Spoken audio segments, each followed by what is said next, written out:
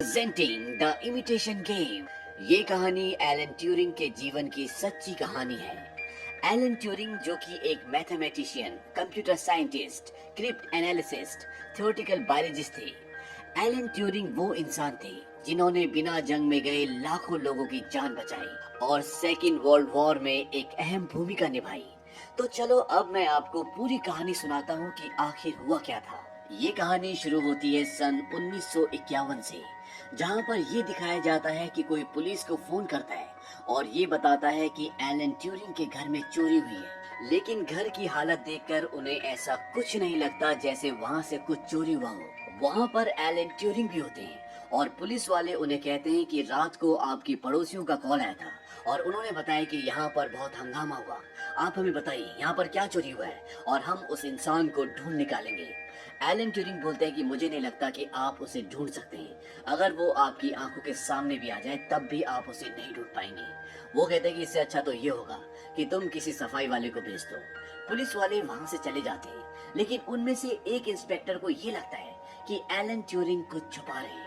और इसके बाद पूरी कहानी चली जाती है फ्लैशबैक में और ये वक्त होता है सन 1939 का। वो वक्त जब जर्मनी की वजह से वर्ल्ड वॉर 2 शुरू हो चुका था और ब्रिटेन ने जर्मनी के खिलाफ जंग का ऐलान कर दिया था और इसीलिए उनके बहुत सारे खुफिया प्रोजेक्ट्स चल रहे होते हैं। अब एलन ट्यूरिंग ब्लेचली पार्क जाते हैं जहाँ पर सेना के आर्मी के कुछ प्रोजेक्ट्स चल रहे हैं और वहाँ पर वो कमांडर एलिस्टर डेनिस्टन से मिलता है। दरअसल डेनिस्टन एक ऐसे आदमी को जॉब के लिए ढूंढ रहा होता है जो जर्मन के मैसेजेस जो एक कोड भाषा में होता है उन्हें डिकोड कर सके, यानी कि उनको सुलझा सके, उनका मतलब पता कर सके। लेकिन जब डेनिस्टन को ये पता चलता है कि एलन को जर्मनी भाषा का जी भी नहीं आता तो वो उसे वहां से निकालना चाहता है। वो अपनी असिस्टेंट को बुलाता है, लेकिन तभी एलन बोलता है कि एनिग्मा, और ये नाम सुनकर डेनिस्टन रुक जाता है। दरअसल एनिग्मा उस मशीन का नाम होता है जिससे हिटलर के ऑफिसर्स एक दूसरे को ये संदेश भेजते हैं कि कहां पर और कब और कैसे हमला करना है। डेनिस्टन रुक जाता है और एलन डेनिस्टन को बोलता है कि जर्मन एनिग्मा मशीन से जो संदेश भेजते हैं वो एक पजल की तरह है और मुझे पजल सुलझाना पसंद है। डेनिस्टन कहते हैं कि इस पजल को सुलझाना नामुमकिन है, दुनिया का कोई भी देश इसे सुलझा नहीं पाया। एलन बोलता है कि ठीक है, मुझे सुलझाने दीजिए, सब कुछ पता चल जाएगा। और इसके बाद वो एलन को 5 लोगों से मिलवाते हैं। दरअसल ये पूरी एक टीम होती है जिसके साथ मिलकर एलन को काम करना है। यहाँ पर एनिग्मा मशीन भी होती है। डेनिस्टन बताते हैं कि इसी मशीन से जर्मन संदेश भेजते हैं और अगर हमें उनके संदेश को समझना है तो हमें इस मशीन को समझना पड़ेगा। वो बताते हैं कि जर्मन हर सुबह 6 बजे एक मैसेज, एक संदेश भेजते हैं और रात को 12 बजे तक वो इस मशीन की सेटिंग पूरी तरह से बदल देते हैं। यानी कि हर एक संदेश को समझने के लिए हमारे पास मात्र 18 घंटे होते हैं और अगर हमें उस संदेश को समझना है तो सबसे पहले हमें इस मशीन को समझना होगा। लेकिन ये सब इतना आसान नहीं था क्योंकि ये छोटी सी मशीन, इसकी सेटिंग्स लगभग 159 मिलियन मिलियंस थी, जिसे समझना लगभग सभी के लिए असंभव था। अब वहाँ पर एक और ऑफिसर आता है, इसका नाम स्टूवर्ट होता है। वो बताता है कि इस मशीन के संदेशों की वजह से हमारे कई लोग, कई जवान मर चुके हैं। वो बताता है कि जब से मैं आपसे बात कर रहा हूँ ठीक इतनी देर में हमारे 4 लोग मारे जा चुके हैं। तो आप अंदाजा लगा सकते हो कि हम हर रोज इस मशीन के संदेशों की वजह से कितने लोगों को खोते हैं। अब ये उस मशीन के मैसेजेस को डिकोड करने का काम शुरू करते हैं और हिसाब लगाया जाता है कि अगर इस मशीन में 159 मिलियन सेटिंग्स हैं और अगर ये टीम हर एक सेटिंग को चेक करती है तो इसे डिकोड करने में 20 मिलियन ईयर्स लग जाएंगे। अब ये सब अपने अपने तरीके से काम करते हैं और इनमें से कुछ जर्मन संदेश को डिकोड भी कर लेते हैं और जब वो एलन को बताते हैं तो एलन बोलता है कि ये सिर्फ एक इत्तेफाक है। बंद घड़ी भी दिन में 2 बार सही टाइम बताती है और एलन ने सही कहा होता है, वो सिर्फ एक अंदाजा था। एलन कहता है कि मैं एक ऐसी मशीन बनाने जा रहा हूँ जो हर एक कोड को, हर एक संदेश को बिल्कुल सही सही बताएगी। एलन ट्यूरिंग के काम करने के तरीके से, उनके बोलने के तरीके से यहाँ पर उनके साथ के जितने भी लोग होते हैं वो उनसे खुश नहीं होते। उन्हें लगता है कि वो बहुत ज्यादा रूड है। अब एलन ने जो मशीन बनाने का नक्शा तैयार किया होता है उसके लिए उसे सामान की जरूरत होती है और जब वो उस सामान की डिमांड करता है तो उनकी यूनिट का जो हेड होता है जिसका नाम अलेक्जेंडर है वो उसके लिए मना कर देता है। इसके बाद वो डेनिस्टन के पास जाता है और वो उसे समझाता है कि एक मशीन को डिकोड करने के लिए हमें इंसानी दिमाग नहीं बल्कि एक मशीन की ही जरूरत होगी क्योंकि एनिग्मा एक आम मशीन नहीं है, ये बहुत ही एडवांस्ड मशीन है।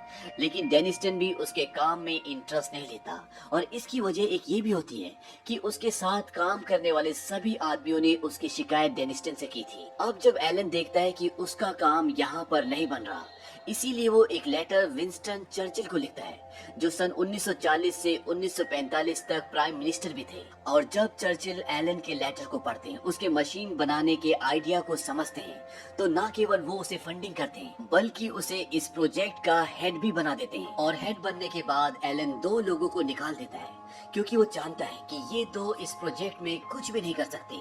उसने 2 लोगों को निकाला है, इसीलिए उसे 2 लोगों को और हायर करना है, पर वो हायर अपने तरीके से करना चाहता है। वो न्यूज़पेपर में एक बहुत ही टफ क्रॉसवर्ड देता है और उसमें ये लिखता है कि जो इसे 10 मिनट में सुलझा लेगा, उसे हमारे पास इंटरव्यू के लिए आना होगा। बहुत सारे कैंडिडेट्स वहाँ पर आते हैं और वहाँ पर इंटरव्यू में उन्हें एक और क्रॉसवर्ड दिया जाता है और कहा जाता है कि इसे आपको 6 मिनट्स के अंदर पूरा करना होगा। यहाँ पर 2 लोग होते हैं जो इसे 6 मिनट्स के अंदर पूरा कर लेते हैं। इन दोनों को ये भी बताया जाता है कि ये बहुत ही कॉन्फिडेंशियल काम है, यहाँ पर जो कुछ भी होगा इसके बारे में आप कभी भी किसी से भी कोई भी डिस्कशन नहीं करोगे। अब जिस दिन इनकी ज्वाइनिंग होती है, लड़का तो आ जाता है, लेकिन जो लड़की होती है जिसका नाम जॉन क्लार्क है, वो वहाँ पर नहीं आती। और जब एलन उसके घर पर जाता है तो उसे पता चलता है कि उसके पेरेंट्स उसे ऐसी जगह पर काम करने के लिए अलाउ नहीं करेंगे जहाँ पर सिर्फ मेल काम करते हो। लेकिन एलन किसी भी कीमत पर उसे अपनी टीम में चाहता है, क्योंकि उसने पजल मात्र 5 मिनट और 34 सेकंड्स में सुलझा लिया था। एलन क्लार्क को बोलता है कि हमारे साथ कई ऐसी लड़कियां हैं जो टाउन में रहती हैं और एक साथ रहती हैं, अगर तुम चाहो तो उनके साथ रहकर वहाँ से काम कर सकती हो। यहाँ पर एक चीज और दिखाया जाता है, हालांकि क्लार्क बहुत ही इंटेलिजेंट है, लेकिन उसे अपने आप पर उतना विश्वास नहीं होता, क्योंकि उसने मैथमेटिक्स में अच्छा स्कोर किया था, उसके बाद भी उसे स्कॉलरशिप नहीं मिली। वो एलन को बोलती है कि तुम मेरी मदद क्यों कर रहे हो। एलन कहता है कि कभी कभी दुनिया जिन लोगों को कुछ भी नहीं समझती, वो कुछ ऐसा कर जाते हैं जो कोई नहीं कर पाता। दरअसल बचपन में एलन का एक दोस्त था जिसका नाम क्रिस्टोफर था और क्रिस्टोफर ने एलन की जिंदगी में एक अहम भूमिका निभाई थी और ये सेम बातें एलन को क्रिस्टोफर ने कही थी। और क्रिस्टोफर ही एलन का वो दोस्त था जिसने उसे क्रिप्टोग्राफी से इंट्रोड्यूस किया था, यानी कि कोडिंग की भाषा से।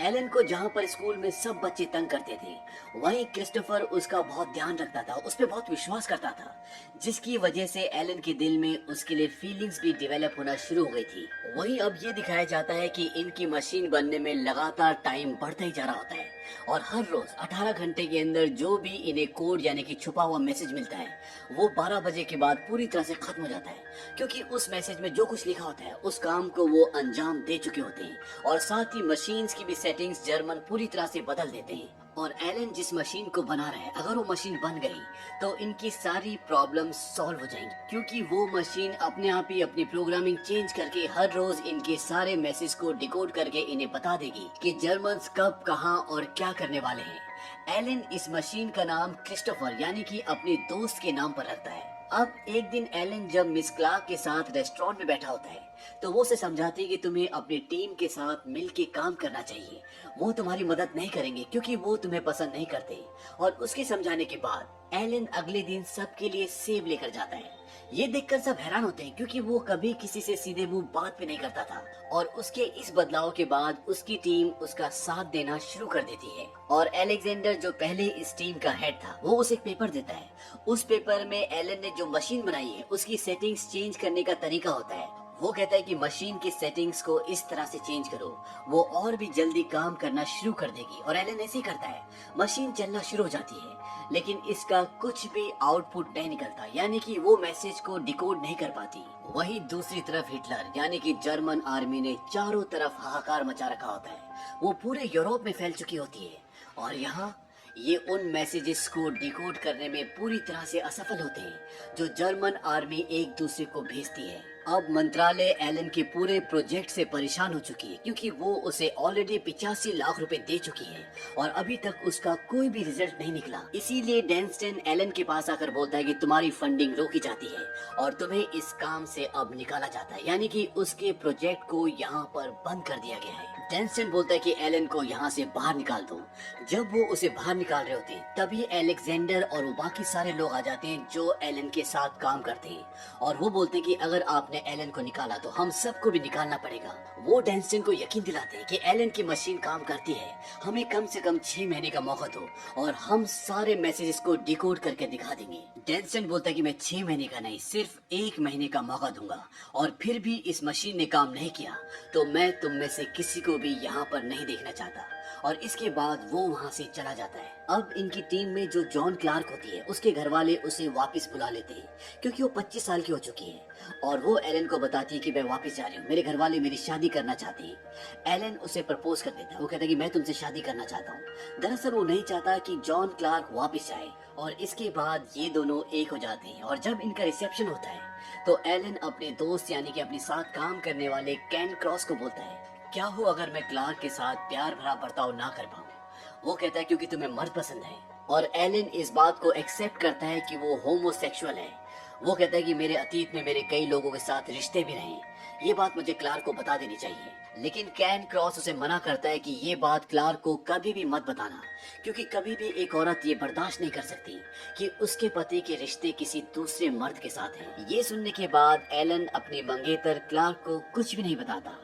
एक दिन जब एलन, क्लार्क और उसके सभी दोस्त एक बार में होते हैं तो वहाँ पे क्लार्क की एक दोस्त भी होती है जो उसी के साथ काम करती है, और जब ये आपस में बात करते हैं तभी क्लार्क की दोस्त मजाक में बोलती है कि मुझे शायद किसी से प्यार हो गया है, और वो एक जर्मन है। दरअसल ये जर्मन रेडियो टावर से जो मैसेज भेजे जाते हैं उन पर नजर रखती है, उन्हें रिकॉर्ड करती है। वो बताती है कि शायद मुझे उससे प्यार हो गया है, लेकिन उसकी कोई गर्लफ्रेंड है। एलन पूछता है कि तुम्हें क्यों लगता है कि उसकी कोई गर्लफ्रेंड है? वो बताती है क्योंकि वो हमेशा अपना मैसेज 5 लेटर्स के साथ ही शुरू करता है, और वो है CILLY, इसलिए मुझे लगा कि उसकी गर्लफ्रेंड का नाम सिली है। एलन कहता है कि प्यार ने जर्मन्स को मरवा दिया, और वो वहाँ से भागता हुआ उस जगह जाता है जहाँ पर उसकी मशीन होती है। एलन अपने दोस्तों को बोलता है कि अगर क्रिस्टोफर को यानी कि मशीन को पहले से कुछ लेटर्स पता हो तो वो उन लेटर्स के हिसाब से अपने आप ही वर्ड्स बना सकता है, जैसे क्रॉसवर्ड में होता है। अब रोज सुबह जो 6 बजे मैसेज भेजा जाता है उसमें एक तो आसमान यानी कि वेदर की रिपोर्ट होती है, और उसमें ये भी लिखा होता है हिटलर की जय, यानी कि आसमान और हिटलर की जय में जितने भी वर्ड्स होते हैं वो इन्हें पहले से पता है कि कहाँ पर होंगे, और वो उन वर्ड्स को मशीन में फीड कर देते हैं और मशीन चलाते हैं, और कुछ देर बाद मशीन चलने के बाद रुक जाती है, और अब इनके पास सारे अल्फाबेट्स एक ऑर्डर में आ जाते हैं। जैसे किसी ने ए की जगह बी यूज किया है तो इन्हें पता है यहाँ पर बी का मतलब ए है। इसके बाद ये इस गुत्थी को सुलझाने के बाद उस जगह पर जाते हैं जहाँ पर एनिग्मा मशीन होती है, और आज सुबह का जो मैसेज होता है ये इन वर्ड्स की मदद से उस मैसेज को डिकोड कर देते हैं, और इन्हें ये पता चल जाता है कि आज सुबह का मैसेज क्या था। अपनी कामयाबी से ये सब के सब बहुत खुश होते हैं, और जब अगले दिन सुबह का मैसेज आता है तो ये उसे भी डिकोड कर लेते हैं, और इन्हें पता है कि जर्मन आज कहां पर हमला करने वाले हैं, वहां पर कई लोग हैं। और जब अलेक्जेंडर ये सारी की सारी बातें कमांडर डेनिस्टन को बताने वाला होता है तो उसे एलन बोलता है कि ऐसा मत करो। वो उसका टेलीफोन उठाकर फेंक देता है। अलेक्जेंडर उसे एक पंच मारता है क्योंकि वो इस हमले को रोकना चाहता है। वहाँ पर निर्दोष लोग हैं, आम लोग हैं। एलन बोलता है कि अगर हमने बात कमांडर डेनिस्टन को बताई तो वो ये हमला रोक देगा, और जर्मन्स को, नाजीज को ये पता चल जाएगा कि हमारे पास उनके एनिग्मा का तोड़ है, यानी कि हम मशीन की भाषा जानते हैं, और वो 1 हफ्ते के अंदर मशीन की सारी लैंग्वेज को, सारी प्रोग्रामिंग को चेंज कर देंगे, और उसके बाद हम उनके मैसेजेस को डिकोड नहीं कर पाएंगे। हालांकि जहां पर हमला होने वाला है वहां पर इन्हीं की टीम में से एक लड़के का भाई भी होता है। वो कहता है कि हमें इस हमले को रोकना चाहिए, लेकिन एलन बोलता है कि नहीं, हम ऐसा नहीं कर सकते क्योंकि ये अपने देश के लिए काम कर रहे हैं, और वहां पर आपसी जज्बातों की कोई वैल्यू नहीं है। और कुछ ही देर बाद उस जगह पर हमला होता है, और वहां पर सब के सब मारे जाते हैं। इसके बाद एलन अपने एक ऑफिसर से मिलता है और उन्हें बताता है कि हमने सारे मैसेजेस को डिकोड करने का तरीका ढूंढ लिया है, और हम सारे हमलों को नहीं रोक सकते। अगर हमने ऐसा किया तो जर्मन्स को पता चल जाएगा कि हमने एनिग्मा मशीन को डिकोड कर दिया है, और वो उसकी पूरी लैंग्वेज को बदल देंगे। वो कहता है कि हम जिन भी हमलों को रोकेंगे उसके लिए आपको एक झूठी कहानी बनानी पड़ेगी, और उस कहानी को आपको जर्मन्स तक पहुंचाना पड़ेगा ताकि उन्हें ये लगे कि हमें जो भी इंफॉर्मेशन मिलती है वो हमें दूसरे सोर्सेज के थ्रू मिलती है। उन्हें कभी इस बात का शक नहीं होना चाहिए कि हमने एनिग्मा मशीन का तोड़ बना लिया है। यहाँ तक कि इस बात का कमांडर डेनिस्टन को भी पता नहीं चलना चाहिए और आगे ये लोग इसी तरह से काम करते हैं। अब जब ये काम कर रहे होते हैं तभी एलन को पता चल जाता है कि उनकी टीम में जो कैन क्रॉस है, जिसे ये पता है कि एलन एक होमोसेक्सुअल है, वो दरअसल जर्मन्स का एक जासूस है। वो उनको इन्फॉर्मेशन पहुंचाता है और वो ये बात कमांडर डेनिसन को बताना चाहता है। लेकिन कैन क्रॉस बोलता है कि अगर तुमने ये बात डेनिसन को बताई तो मैं भी तुम्हारी होमोसेक्सुअल वाली बात बता दूंगा। और ये वो वक्त होता है जब होमोसेक्सुअल होना एक बहुत बड़ा अपराध है जिसके लिए एलन को सजा भी हो सकती है। एलन जब ये बात स्टूवर्ट को, जो कि इनका चीफ होता है, उसे बताता है तो वो कहता है कि हमें ये सब पहले से पता था और कैन क्रॉस जो भी मैसेजेस जर्मन तक पहुंचाता है वो सब प्लांटेड थे। उससे हमें फायदा ही होता था क्योंकि उसके अंदर तुम्हारी जैसी समझ नहीं है। अब एलन अपनी मंगेतर क्लार्क को बोलता है कि तुम्हें यहाँ से चले जाना चाहिए, यहाँ पर खतरा है, तुम अपने मम्मी पापा के घर चले जाओ। लेकिन वो जाने से मना करती है। वो कहती है मैं तुम्हारे साथ रहना चाहती हूँ, मैं तुमसे प्यार करती हूँ। एलन उसे बताता है कि मैं होमोसेक्सुअल हूँ। वो कहते हैं कि मुझे शक था लेकिन फिर भी मैं तुम्हारे साथ रहना चाहूंगी क्योंकि मुझे तुम्हारी परवाह है। लेकिन एलन कहता है कि मैं तुमसे प्यार नहीं करता, मैंने तुमसे एंगेजमेंट इसलिए की ताकि तुम यहाँ पर रुककर हमारी मदद कर सको। इस बात से उसे बहुत दुख होता है और वो एलन को एक थप्पड़ मारती है और कहती है कि तुम्हारे बारे में दूसरे लोग जो भी कहते हैं वो सब कुछ सच है, तुम सच में एक घमंडी हो। और वो वहाँ से चली जाती है और अगले 2 सालों तक एलन उन मैसेजेस को डिकोड करता है जो जर्मन्स अपने सैनिकों को हमला करने के लिए भेजते थे। एलन और उसकी टीम ये डिसाइड करती है कि किसको जीना है, यानी कि किस हमले को रोकना है और किसको होने देना है, ताकि जर्मन्स को अपनी छोटी जीतों से ये लगे कि उनकी मशीन को अभी तक किसी ने डिकोड नहीं किया है। लेकिन जो बड़े बड़े हमले, बड़ी बड़ी जंग थी, उन सब को एलन ने अपनी मशीन से उनके मैसेजेस को डिकोड करके जर्मन्स को बहुत बड़ी शिकस्त दिलाई होती है और 2 सालों के बाद ये जंग खत्म हो जाती है। कहा जाता है कि इस जंग को ब्रिटेन कभी जीत ही नहीं पाता अगर एलन उस मशीन को ना बनाता, क्योंकि जर्मनी उस वक्त बहुत ज्यादा पावरफुल था। और इस जीत के बाद जो चीफ होता है, जिसका नाम स्टूवर्ट है, वो बोलता है कि अपनी मशीन को, अपने पेपर्स को जला दो, फेंक दो और किसी को कभी पता नहीं चलना चाहिए कि तुमने इस प्रोजेक्ट पे काम किया था और अब तुम सब अपने अपने घर जा सकते हो। अब कहानी आती है प्रेजेंट टाइम में, जहाँ पर ये पता चलता है कि एलन के घर में रात को चोरी नहीं हुई थी, बल्कि वहाँ पर कोई मैन था, यानी कि कोई मेल था जिसके साथ उसके शारीरिक संबंध है। और इस वक्त में होमोसेक्सुअल होना एक बहुत बड़ा अपराध होता है, इसीलिए एलन को गिरफ्तार कर लिया जाता है और जज एलन को बोलता है या तो तुम्हें 2 सालों के लिए जेल जाना होगा या तुम्हें अपनी हार्मोनल थेरेपी करनी होगी ताकि तुम्हारे दिमाग में इस तरह के ख्यालात ना आए। एलन हार्मोनल थेरेपी को चुनता है, जिसकी वजह से वो काफी कमजोर हो जाता है क्योंकि इसके साइड इफेक्ट बहुत ज्यादा होते हैं। और जब एक दिन क्लार्क उसे मिलने के लिए आती है और वो देखती है कि एलन पूरी तरह से इमोशनली ब्रेक डाउन हो चुका है, वो कहती है कि तुम्हें अकेले नहीं रहना चाहिए। एलन बोलता है कि मैं कभी भी अकेला नहीं था। दरअसल जो उसकी मशीन का नाम था क्रिस्टोफर, वो उसके बचपन के दोस्त का नाम था जो बचपन में ही गुजर जाता है।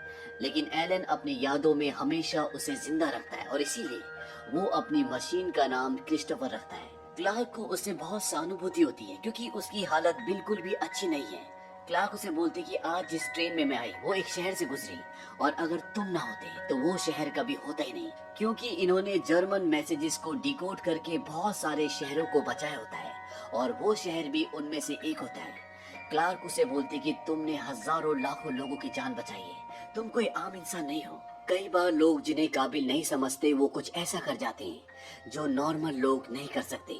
ये वही बात होती है जो बचपन में क्रिस्टोफर ने एलन को कही थी और एलन ने कभी क्लार्क को कही थी। इस बात से एलन को तसल्ली मिलती है। लेकिन एलन अपने ट्रीटमेंट के ठीक 1 साल बाद 7 जून सन 1954 को साइनाइड से सुसाइड कर लेती है। उस वक्त उनकी उम्र मात्र 41 साल थी। ब्रिटिश लॉ के अकॉर्डिंग सन 1885 से 1967 तक 49,000 लोगों को होमोसेक्सुअल होने की वजह से सजा दी जा चुकी थी। लेकिन एलन ट्यूरिंग की मृत्यु के कई सालों बाद सन 2013 में क्वीन एलिजाबेथ II ने पॉस्थ्यूमस रॉयल पार्डन दिया, यानी कि जो भी उनके ऊपर इल्जाम लगे थे वो पूरी तरह से हटा दिए गए और उन्हें उनके काम के लिए सम्मानित भी किया गया। इस फिल्म में एलन ट्यूरिंग जो मशीन बनाते हैं उसका नाम क्रिस्टोफर रखते हैं, लेकिन असल जिंदगी में उस मशीन का नाम बॉम्बी था। तो ये थी एलन ट्यूरिंग की जिंदगी की पूरी कहानी। ये फिल्म सन 2014 में रिलीज हुई थी और इस फिल्म का पूरा बजट था $14 मिलियन और इस फिल्म ने बॉक्स ऑफिस पर कमाई की थी $234 मिलियन की। उम्मीद करते हैं कि ये कहानी आपको पसंद आई होगी।